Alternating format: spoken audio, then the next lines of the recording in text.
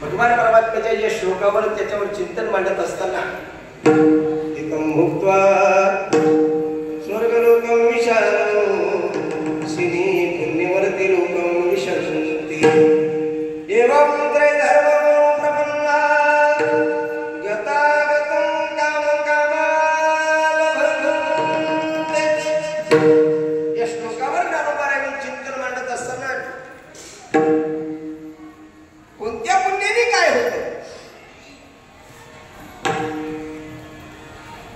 स्वर्गाची प्राप्ती करून घ्यायची असेल तर स्वर्ग प्राप्ती करता कोणतं पुण्य लागतं? स्वर्ग प्राप्ती करता यज्ञाधिकातून उत्पन्न होणारं पुण्य लागतं, मला त्याने स्वर्ग प्राप्त होतो। ज्ञानोबराय सांगतात बाबा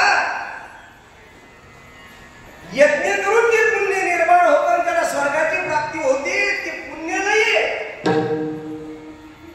ती पापात्मक पुण्य।